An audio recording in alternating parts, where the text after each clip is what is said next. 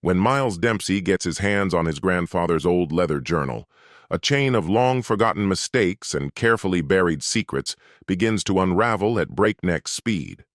Inside, names, dates, betrayals, and a single warning: trust your instincts.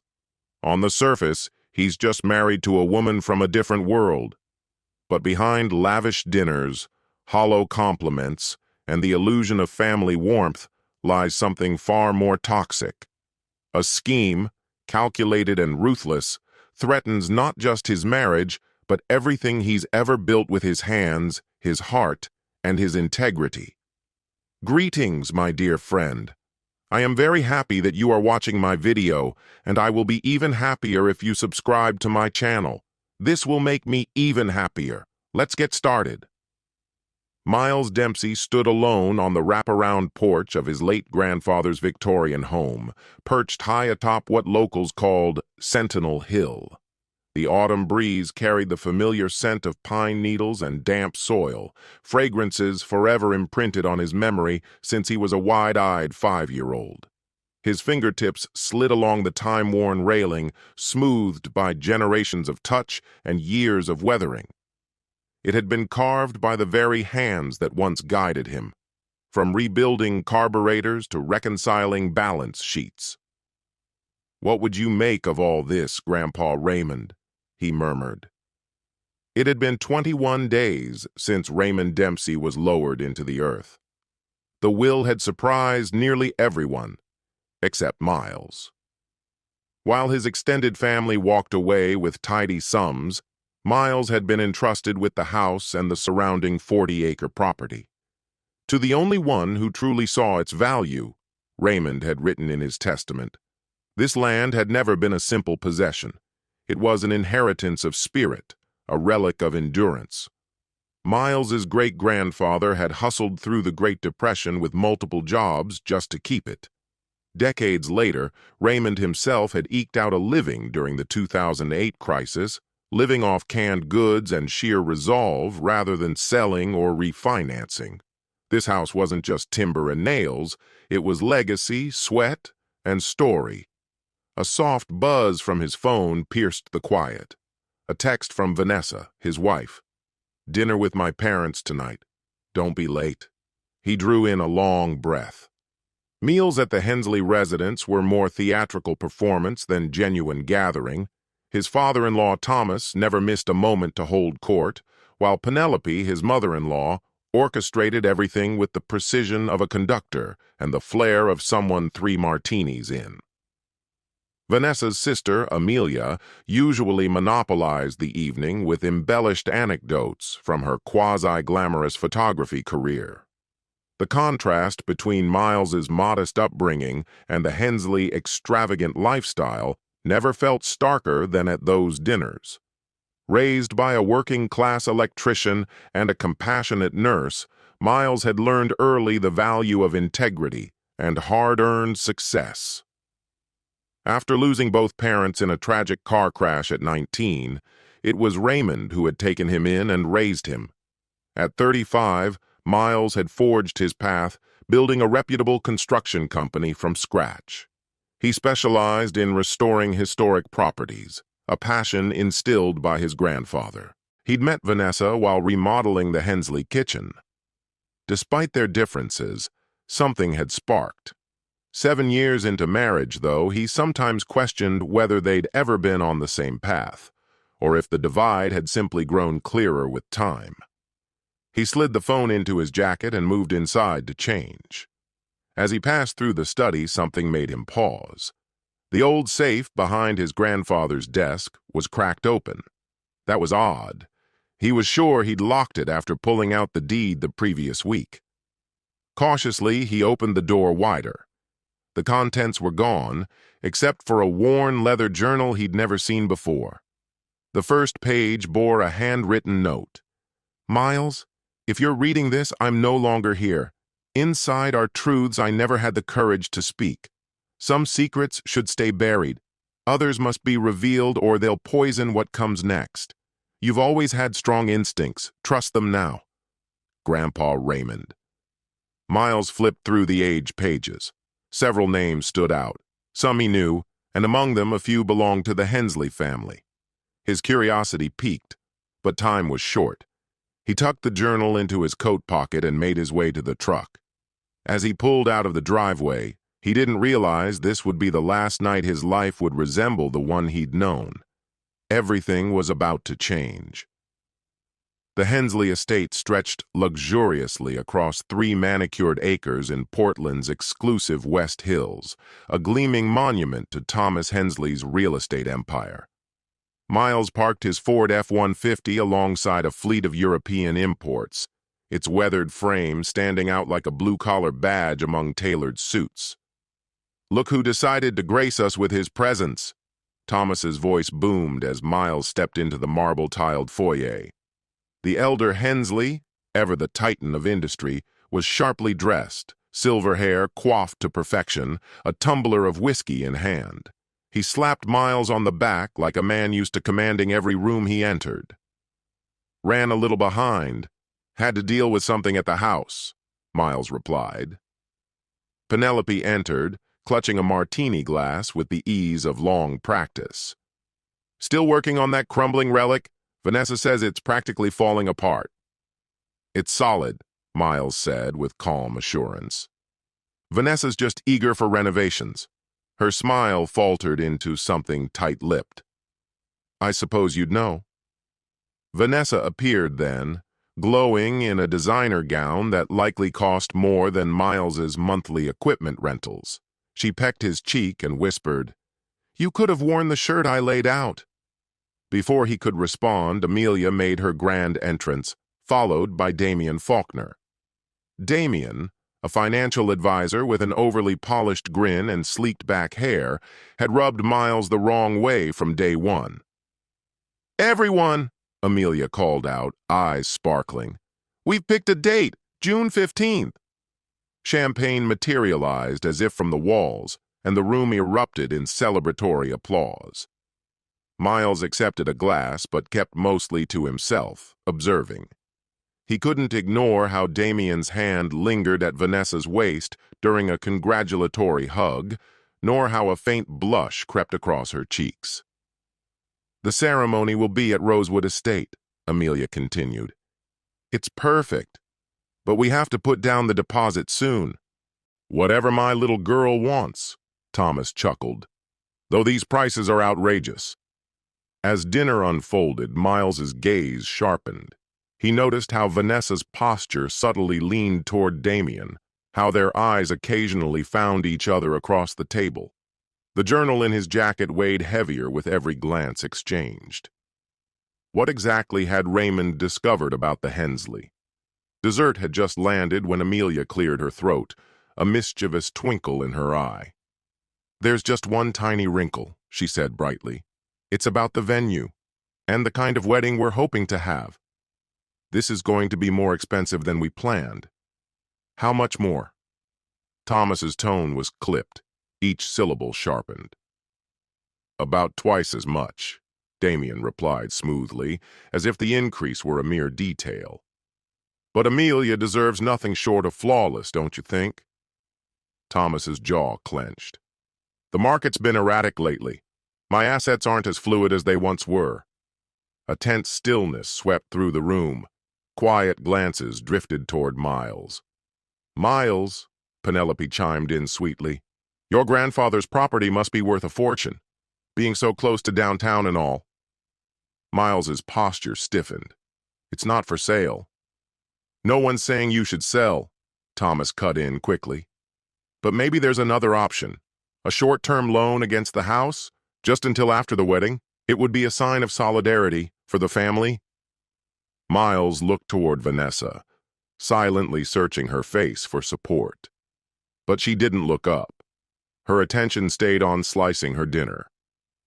"We'll talk about this at home," he said, voice flat. The ride back was cloaked in silence. By the time they reached the driveway, the emotional distance between them felt like a chasm. Inside, Vanessa was the first to speak.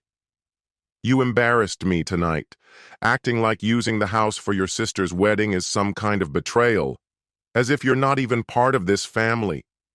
Miles stood rooted. It's not just a house. It's part of my history. Oh, come on, she scoffed. It's an aging structure that's always falling apart. It's legacy, he said quietly. Would you pawn your grandmother's heirlooms to throw a celebration? That's different, she snapped. How so? She faltered. Because those are meant to be passed down. So is that house. Her expression hardened.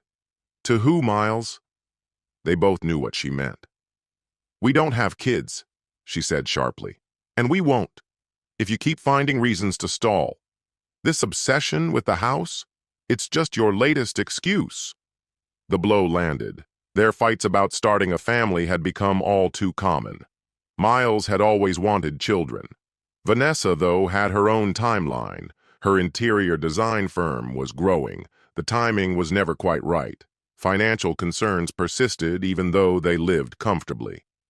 I'm done talking about this, Miles said, turning toward the study. Oh, what now?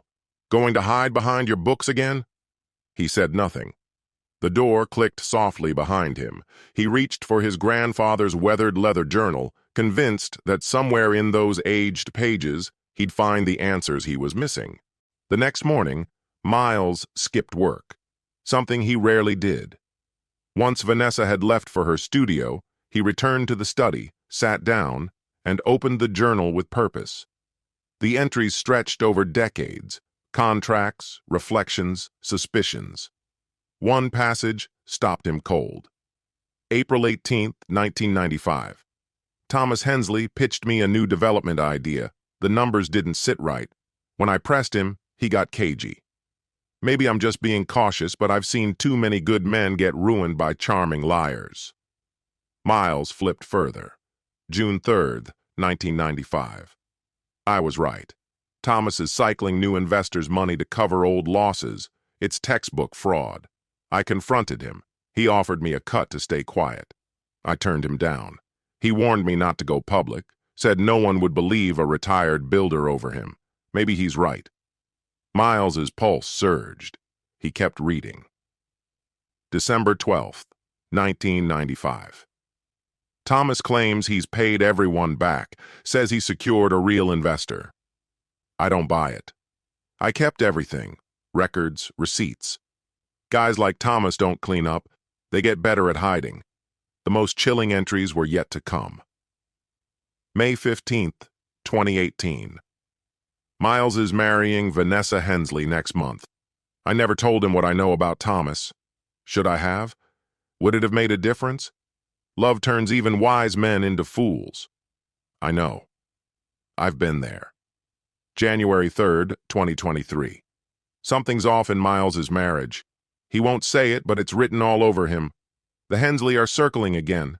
They've always wanted the land. Thomas made another offer last week. When I turned it down, he brought up Miles's marriage, and not casually. I recorded our conversation and filed it away with the rest. The journal included directions to a hidden safe compartment. Miles followed them and found it. An old USB drive, photographs, and a stack of documents, all supporting the journal's claims. As he struggled to process what he was seeing, his phone lit up with a text from an unknown number. We need to talk about Vanessa. Meridian Coffee, 2 p.m., come alone. Sophia Collins, Vanessa's assistant. They'd only exchanged pleasantries once, at the studio's holiday party. Miles had always admired her sharp mind and unfiltered honesty, traits often dismissed as uncouth by the Hensley clan. When he walked into Meridian Coffee, Sophia was already there, anxiously shredding a napkin into tiny strips. I might be crossing a line, she said without so much as a hello. But you deserve to know this. Know what? Miles asked, already sensing the worst. Vanessa's involved with Damien. It's not harmless flirting anymore. It's a full-blown affair. Though he'd suspected as much from their overly casual interactions during group dinners, hearing it confirmed hit him like a sudden plunge into freezing water. I have proof, Sophia said, sliding her phone across the table.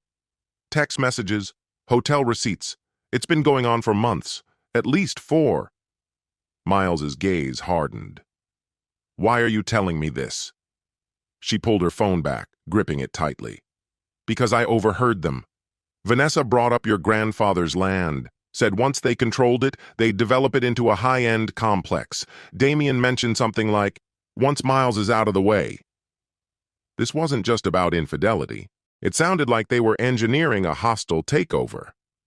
And you're willing to jeopardize your job for this? He asked, genuinely intrigued. Her eyes turned cold. My father trusted people like your family. Lost everything. The Hensley think money shields them from consequences. After she left, Miles remained seated, methodically assembling the beginnings of a strategy. By the time he arrived home, Vanessa was already waiting in the front hall. Where have you been? She demanded. My mom's called 3 times about the wedding budget. He looked at her, his wife of 7 years, and for the first time, saw her clearly. We'll go over it tomorrow, at your parents' house, he said evenly. I've got an idea that should make everyone happy. Vanessa's mood shifted instantly. Seriously? That's amazing, Miles. I knew you'd come around. She wrapped him in a hug, but all he felt was the bitter chill tightening in his chest. Yes, he said under his breath. I see everything now. That night he locked himself in his late grandfather's study, poring over financial ledgers, title records, and contracts. The same attention to detail that made him a titan in construction would now become his scalpel. At sunrise, he was seated in the office of Bailey Winters, his no-nonsense attorney, and one of the few people his grandfather had ever trusted. You look like death, Bailey muttered, setting her coffee aside. I need you to draw up divorce papers. Today, he said, handing over a heavy folder, and I need you to keep this between us. Bailey raised an eyebrow as she flipped through the documents, explicit texts, irregular transactions, and land deeds that didn't add up. This is more than enough to leave her with nothing, she said. But why the rush? And why are you asking about Thomas Hensley's mortgage documents? Because if I'm going to bring the house down, Miles said coolly, I need to know every beam holding it up. Once he laid out the full picture, Bailey leaned back, visibly unsettled. You're skating a dangerous edge, Miles. The Hensley have friends in every pocket of this city. So did my grandfather, he said. He just never cashed in his favors. Bailey gave a slow nod. You're walking the line, but you haven't stepped over it. I'll have everything ready by morning. Next, Miles drove to Riverstone Bank, where Harold Porter, his grandfather's old poker partner and a senior branch manager, greeted him with a firm handshake. Raymond would have liked this side of you, Harold said after hearing the plan. The Hensley have played fast and loose with other people's money for years. With vital banking insight secured, Miles made one last call to Nathaniel Reeves, a real estate developer known for environmentally responsible projects and preserving Portland's history. Years ago, Miles had been the only builder willing to take on one of Nathaniel's nearly collapsed historic properties. That trust had endured. This isn't a small ask, Nathaniel said after hearing him out. Are you sure you want to go through with this? I've never been more certain. By the end of the day, Miles had poured the concrete for his retaliation.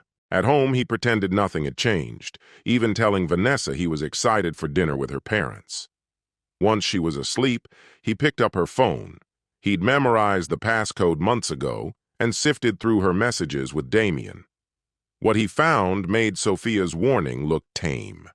Their affair was only the surface. They'd coordinated a plan to trap him into putting the estate up as collateral for a development loan. If we get him to tie the house into the loan, it's done, Damien had written. Her dad's contacts at zoning said they'll greenlight the permits. Do we really have to involve my parents? Vanessa replied. Why not just steer Miles ourselves? The wedding's the perfect smokescreen, Damien texted back. You told me he'd never sell. But if he thinks it was his idea... Miles gently returned the phone to its place on the nightstand and walked, silent as shadow, to the guest room. For the first time in weeks, his thoughts were razor sharp. The man who closed his eyes that night was not the same one who had once stood on Raymond Hensley's porch, still clinging to the idea of grace. That man had believed in second chances. This time he didn't walk away, not anymore. At sunrise, Miles pulled up to one of his firm's most ambitious renovation sites, a dilapidated 1920s building in the heart of downtown, now poised for a sleek transformation. Luis Ortega, his trusted foreman of over a decade, immediately sensed something different. "You good, boss?" Luis asked, his eyes narrowing with curiosity. "You look like you're about to bulldoze the mayor's office." Miles gave him a wry half-smile. "Close enough." He handed Luis a thick sealed envelope. "Keep this safe. If something happens to me, it needs to get to Bailey Winters. No exceptions." Luis gave the envelope a slow, wary look. "Should I be worried about what's going on?" "Just being careful," Miles said evenly. "Also, I'll be gone for a few days. I need you to hold down the fort." "Come on, Miles. You know you don't have to ask." Luis tucked the envelope inside his coat, no questions asked. After finalizing a few outstanding details with Bailey, Miles returned home and began preparing for the evening ahead at the Hensley estate. He lingered in the shower, then selected the same dark suit he'd worn to his grandfather's funeral. As he adjusted his tie in the mirror, Vanessa walked into the room. "You clean up well," she remarked with a grin. "Important discussions deserve the right appearance," he said with quiet precision. She perked up. "So it's true? You're helping Amelia with the wedding?" "I found a way to make everyone's priorities work," he replied, his voice unreadable. That evening at the estate, Miles was unusually sociable.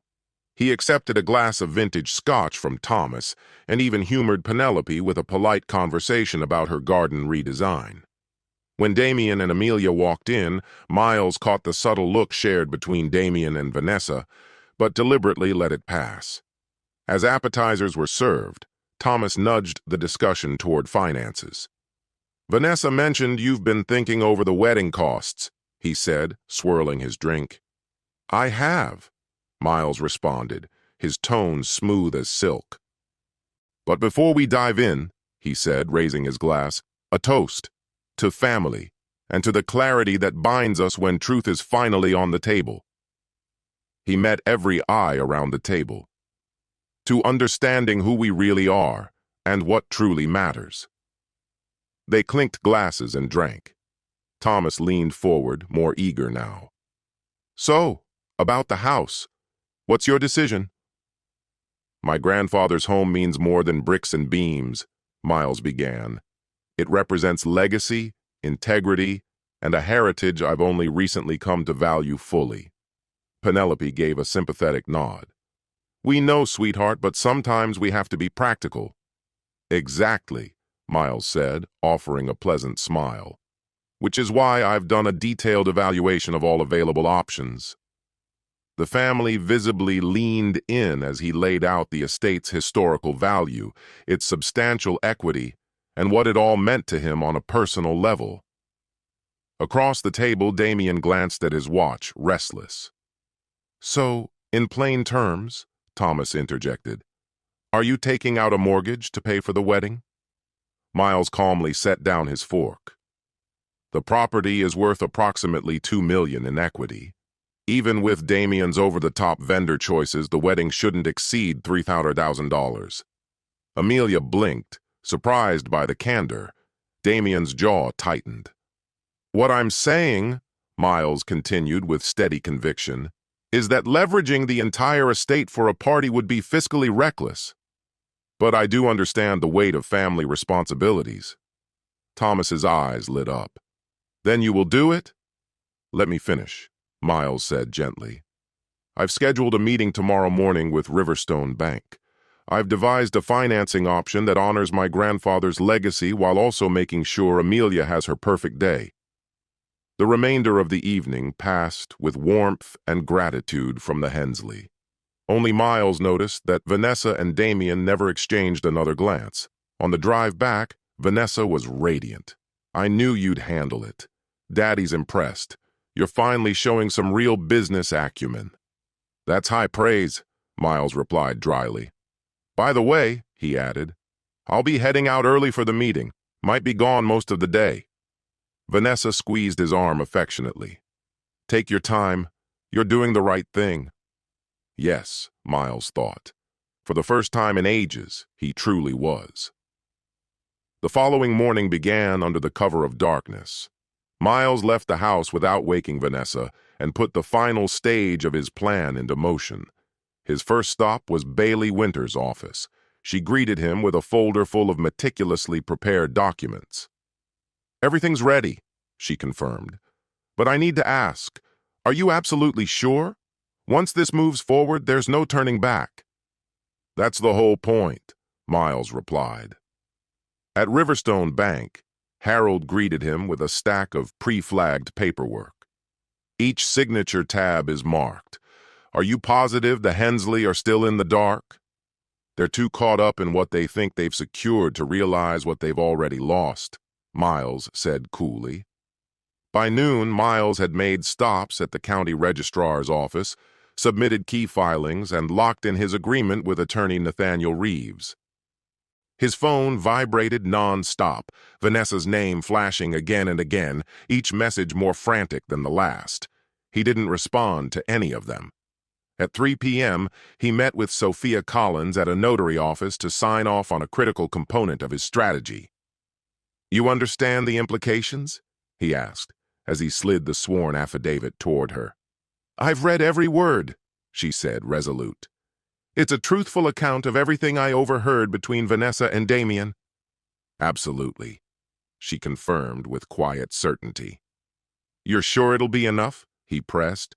"With everything else aligned?" "It's more than enough." As dusk settled, Miles had completed nearly every task on his agenda, except one. He steered his truck toward the place that had defined so much of his identity, his late grandfather's home, now in his name. Moving through each room at a measured pace, he let the memories guide his steps, long, hot summers spent learning the art of stone and steel, and cold nights near the fireplace, soaking up stories of perseverance and legacy passed down like heirlooms. In the study, he opened the drawers of a weathered mahogany desk and uncovered a small, hand-carved wooden box, one of his grandfather's earliest works, rich with meaning. As he turned the piece over in his palm, his phone buzzed on the desk. Thomas Hensley. "Miles!" came Thomas's voice, expectant and slightly annoyed. "We figured you'd have called by now. How did it go with the bank?" "It went better than expected," Miles replied calmly. "I've put something meaningful together. Can we all meet at your place tomorrow evening? I'll lay everything out then." "Excellent. Say around 7? 7 works." Moments after he ended the call, a message from Damien appeared on the screen. "Heard you're pulling together financing. Smart move. Let's catch up next week. Got some ventures you might be interested in now that you're finally stepping into the fold." Miles didn't respond. He left the message unread and instead typed a short note to his attorney. "Stage is set. We're moving ahead." Bailey's reply came almost instantly. "All filings confirmed. No backing out now. Best of luck." That night, Miles stayed at the house where he'd grown up, and for the first time in many months, his sleep was undisturbed. When the sky lightened, he visited the cemetery and knelt at his mother's grave, laying down a bouquet of lilies. As always, when at a turning point, he spoke to her quietly. "I think you and Dad would understand," he said softly. "Grandpa definitely would have." He spent the rest of the day finalizing details, mentally bracing for the confrontation ahead. At exactly 6:55 p.m., he stepped into the Grand Hensley estate, the carved wooden box tucked under his arm like an emblem. Inside the lounge, the family had already gathered, champagne flutes in hand. Thomas greeted him with forced cheer, clapping him hard on the shoulder. "There he is, the man with the plan. We were just brainstorming ways to thank you for your efforts." Miles noted Damien hovering too close to Vanessa, while Amelia scrolled through wedding venues on her tablet. Across the room, Penelope swirled her third martini and offered a half-lidded glance. "Shall we toast before Miles shares his big reveal?" Thomas proposed, raising his glass. "To family standing strong in adversity." They all sipped. Miles didn't. He placed his untouched drink on a nearby table and stepped forward. "I've done a lot of thinking lately about what family really means," he began. "About the weight of trust, duty, and truth." Thomas gave a theatrical nod. "Exactly the principles this family was built on." "Funny you say that," Miles replied, his voice steady, "because what I've uncovered paints a different picture." A sudden stillness crept over the room. "Uncovered?" Vanessa asked cautiously, tension creeping into her voice. "Maybe exposed is a better word," Miles replied. He turned to face them fully, his voice calm but edged with steel. "When you asked me to mortgage Grandpa's house to fund Amelia's wedding, you called it just an old house. And Vanessa," he looked directly at her now, "you didn't say a word." I didn't think—" "You didn't think I'd dig further," he said, cutting her off. "That I'd find Grandpa's journal with detailed notes on Thomas's financial misconduct. That I'd learn about the affair between you and Damien. Or discover your plan to corner me into giving up the house." Damien stepped toward him. "That's a serious accusation, Miles." "And I've got serious evidence," Miles answered, cool as ever. "Hotel receipts, messages you thought you deleted, eyewitness statements, even recordings of you plotting how to cut me out once the paperwork cleared." Thomas's complexion went ghostly. "Now hold on." "No," Miles snapped. "You hold on. When you called that house a relic, something clicked for me." He scanned the room, letting the weight of his words settle. "You were right. It is just an old house." The air shifted. Confusion, then unease. "But it's my old house, and everything it represents, honor, legacy, earned respect, is mine to protect." From the carved box, he pulled out a stack of neatly organized documents.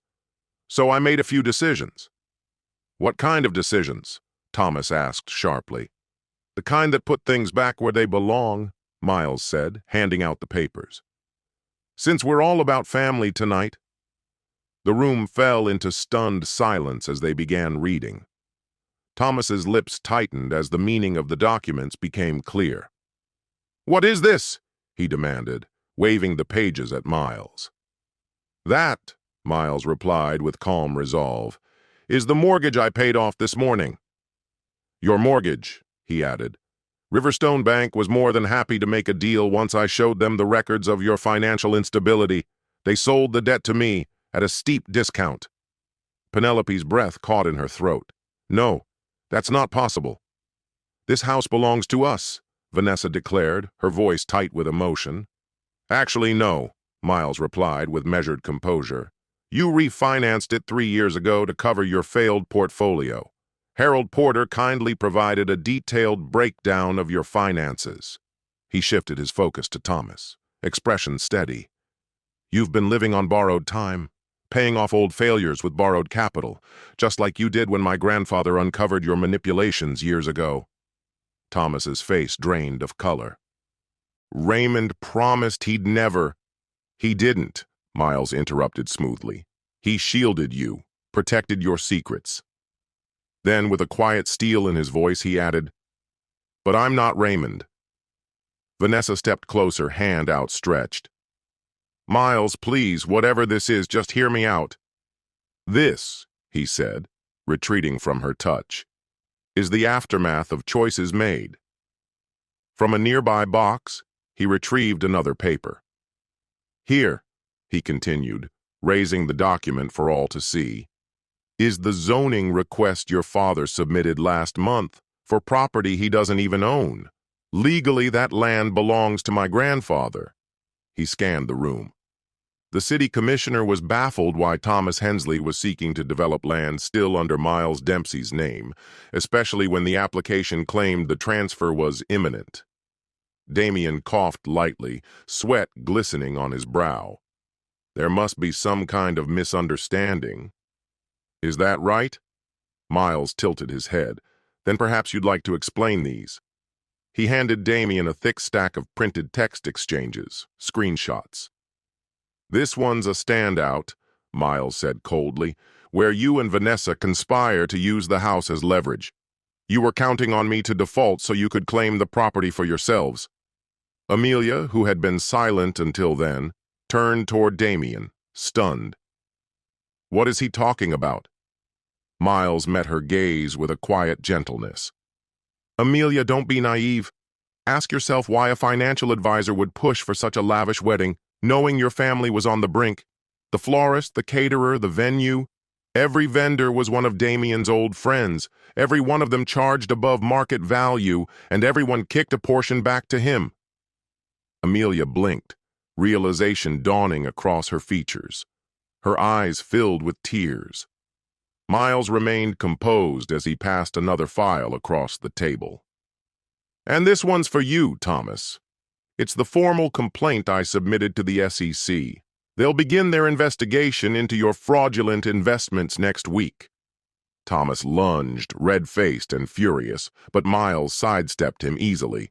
You ungrateful bastard, Thomas spat. Ungrateful?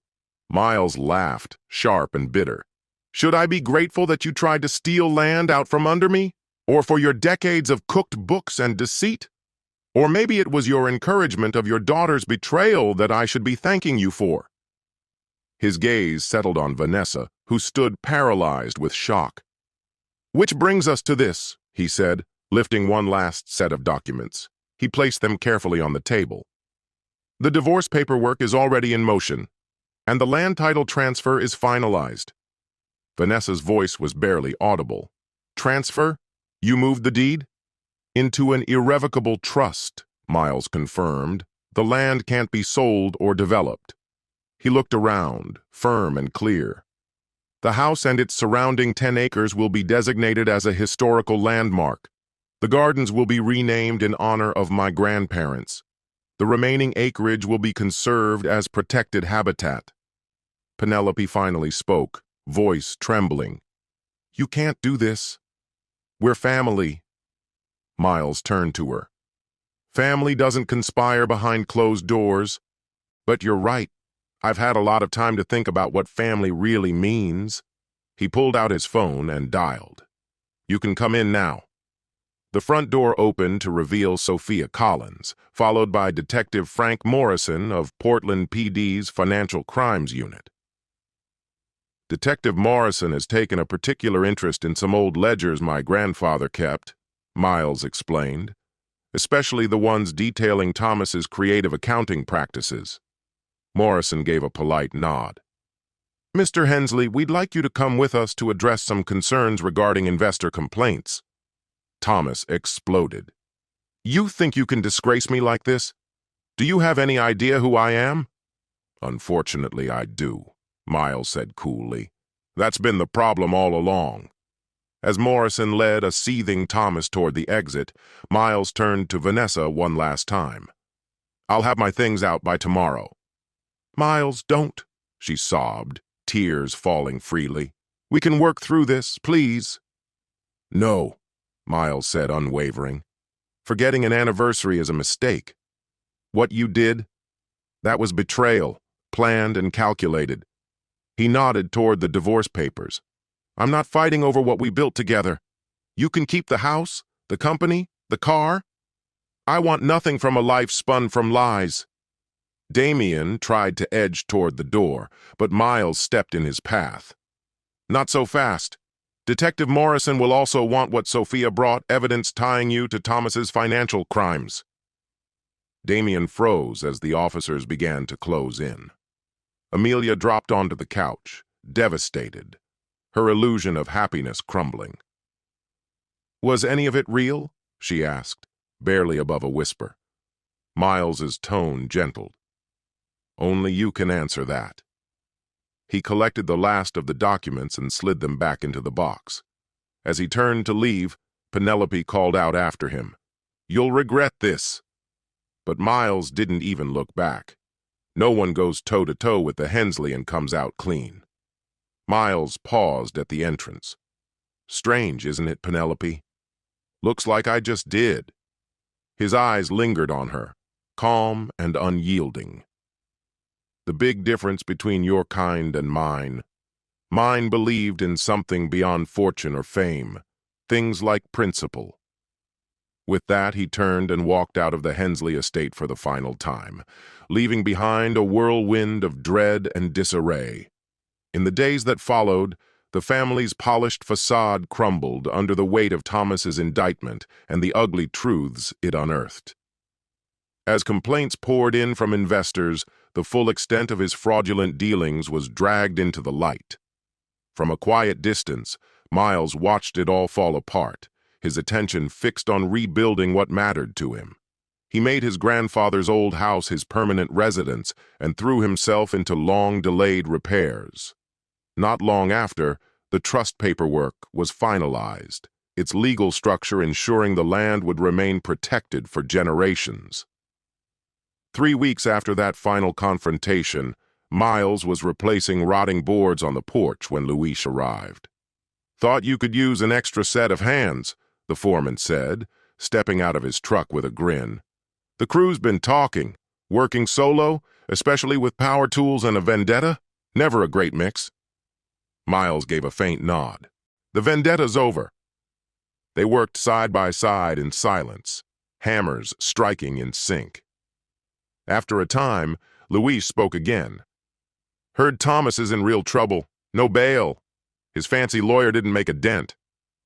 "The facts are ironclad," Miles said. "My grandfather kept everything documented." He paused, lowering the hammer. "Vanessa, she's trying to turn the divorce into a battlefield now. Filed a counterclaim, alleging abandonment, emotional trauma, the whole bit." Luis gave a low whistle. "Bailey handling it?" "She shut down Vanessa's first 2 attempts to go after the house. The trust is solid." Miles resumed his work, his strikes more forceful now. "She'll still get a decent portion of the marital assets," he added after a pause. "More than decent, honestly, given everything." The 2 men worked in peace as daylight waned. When Luis was ready to leave, he lingered at the bottom of the steps. "Crew's been saying, we haven't had a good barbecue in ages. Maybe this weekend?" "Here?" Miles considered. "Yeah. Let everyone know. Bring their families." Once Luis had gone, Miles sat on the restored porch, watching the sky shift into a wash of gold and lavender. His phone buzzed, a message from Sophia. Amelia called the studio, canceled all the wedding arrangements, asked if we're hiring. A wry smile touched Miles's lips. Amelia had played a smaller role in the deception, guilty of turning a blind eye more than outright scheming. Still, he felt no obligation to smooth the road for her. Another ping lit up the screen, this one from Bailey. Damien cut a deal.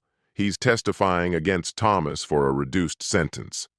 Vanessa's lawyer tried another delay on the divorce. Judge denied it. Justice was finally moving, slow and steady but forward. It brought Miles closure, though not gratification. Watching a family implode wasn't a triumph, even when they'd tried to destroy him. The next morning brought an unexpected guest. Harold Porter from Riverstone Bank arrived in his usual no-frills sedan, a folder under his arm and gravity in his expression. "Wanted to bring this in person," he said, declining the offer of coffee. "Thomas tried to take his own life last night in lockup. They've got him on suicide watch now."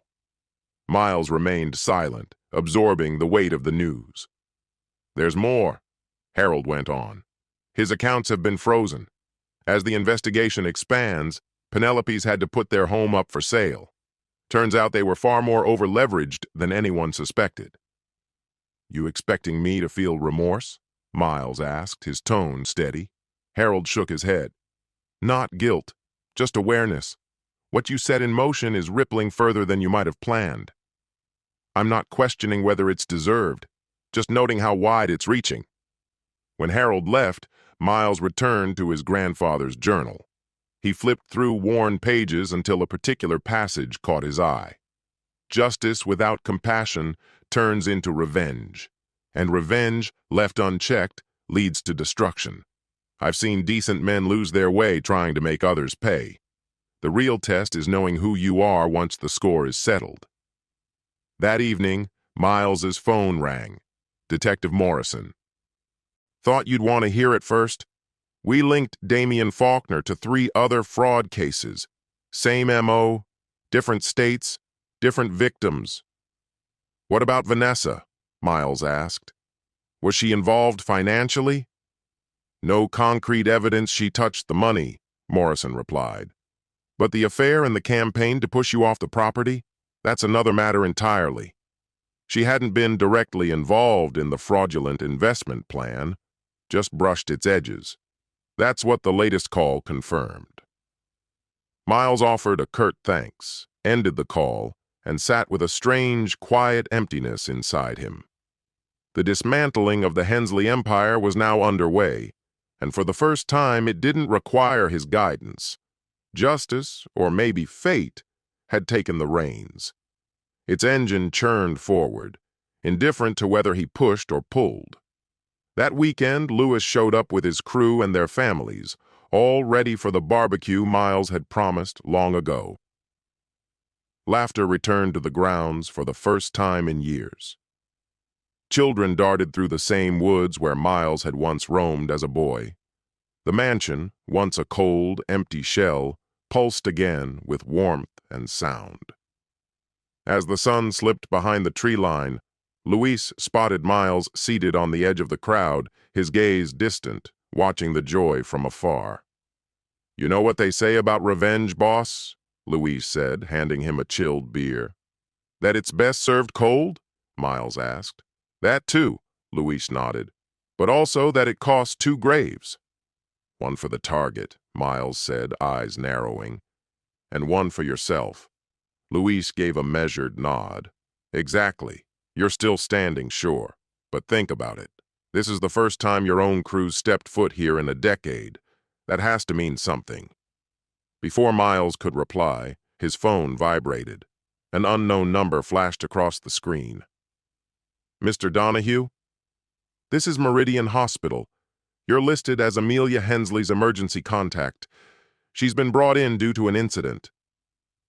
Miles arrived at the emergency room to find Amelia sitting on a hospital bed, wrist bandaged, her expression vacant. When her eyes met his, confusion flickered there.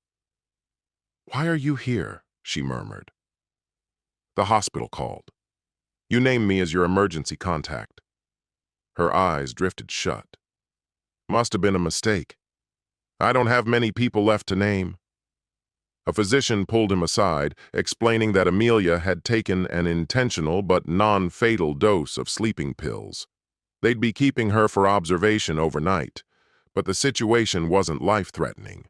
Later, once they were alone again, Amelia turned to face him. "You should go.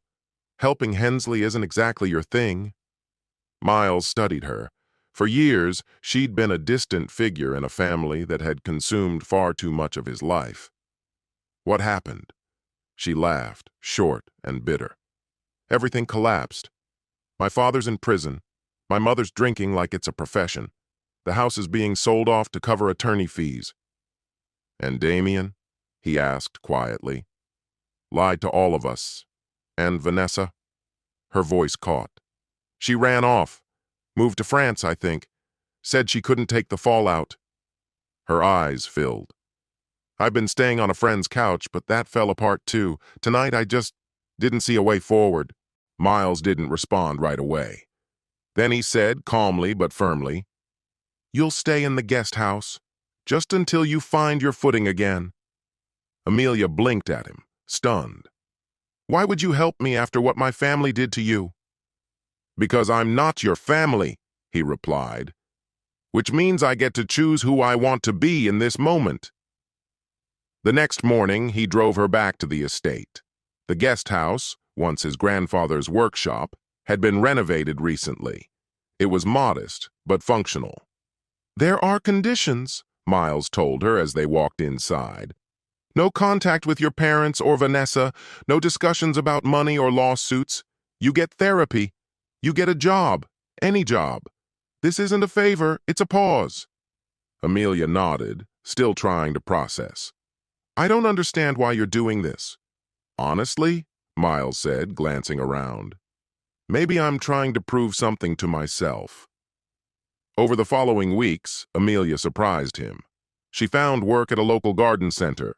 She attended her therapy sessions. She kept her distance, respected the arrangement. Now and then, they'd share quiet dinners on the porch, keeping to light topics. A tentative trust began to form, delicate but sincere. Then, one cool evening, as autumn gave way to winter, she stepped across a boundary neither had spoken aloud. "Vanessa sent me a letter." Miles's jaw tightened. "I thought I was clear." "You were," she said quickly. "I didn't answer, but I thought you should know. She's declared bankruptcy. She burned through everything trying to keep up appearances after the divorce." "That's her problem," Miles said without emotion. Amelia studied him. "Do you ever regret what you did to my family?" He paused before replying. "I regret that it came to that. I regret the choices they made that forced my hand. But do I regret standing my ground and exposing the truth?" His gaze locked with hers. "No, I don't. No, even knowing the fallout. Your father's attempted suicide, your mother turning to the bottle, Vanessa's financial ruin. My position remains unchanged." Miles's words were unwavering, though not unkind. "Your father's actions caught up to him. That wasn't my doing. It was the weight of his own decisions. The same applies to the rest of them." His voice, once resolute, grew gentler for a moment. "I didn't anticipate how deeply this would hit you, and for that, I carry some regret." Amelia gave a subtle nod, a small acceptance of the limited apology. "For what it's worth," she replied, "I don't think you were wrong. Maybe the execution was harsh, but the betrayal needed to be answered." She rose from her seat. "I've signed a lease. I'll be moving out next week." A flicker of emotion crossed Miles's face. Not quite sorrow, more a silent acknowledgement that something had shifted. "The gardens will be open when they're finished," he said. "You'll always be welcome there." It had been exactly a year since the day the Hensley estate fell into chaos. Now Miles stood quietly on the front porch, watching workers put the final touches on the community gardens. They were to be named the Raymond and Eleanor Dempsey Memorial Gardens, with a grand opening scheduled for the coming spring. The charitable trust behind them was now operational, managed by a board that included Luis, Bailey, and, somewhat surprisingly, Amelia. Her horticultural experience had made her a natural fit. Thomas remained in prison, serving a reduced sentence due to health issues, though still substantial. Penelope had left the state, now living with a distant cousin in Arizona. Damien had also faced consequences. His involvement in financial misconduct landed him behind bars. Vanessa had initiated divorce proceedings from France, finally conceding to the reality she had resisted for too long. She had sent a lengthy letter filled with justifications and apologies. Miles hadn't opened it. Professionally, Miles had reconnected with Andrea Rodriguez, an architect he had collaborated with in the past. She'd approached him with a vision, restoring historic buildings for public use. The idea resonated with the man Miles had become. Their working relationship had slowly developed into something more personal. Though Miles remained cautious, the wounds of betrayal still fresh beneath the surface. Luis joined him on the porch, handing over a chilled bottle of beer. "It's coming together nicely. Your grandfather would have liked this." "Some days, I half expect to see him sitting right there," Miles said, gesturing toward an empty chair. Coffee in hand, pointing out I used the wrong sealant on the railings. Luis laughed. The man had opinions. He taught more than how to lay bricks. Miles replied, hearing the deeper intent behind Luis's comment. He tried to warn me about the Hensley, in his own way. I wasn't ready to hear it then, but now I understand what he meant when he talked about foundations. He paused, letting the thought land. It's never about how solid something looks. It's what's holding it up underneath, the values that keep it standing when everything else falls apart. Luis raised his bottle. To solid foundations. And to remembering who you are when the storm's over, Miles added, echoing a lesson passed down from his grandfather. As the sun dipped low, painting the sky in deep amber and violet hues, a calm acceptance settled over Miles. The reckoning he'd brought about had been deliberate and irreversible. Forgiveness wasn't something he expected or sought, but from the wreckage, something unexpected had begun to grow, not just revenge, renewal.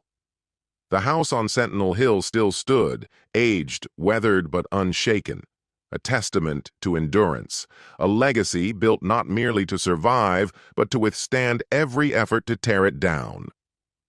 Our story comes to an end here. Share your thoughts in the comments.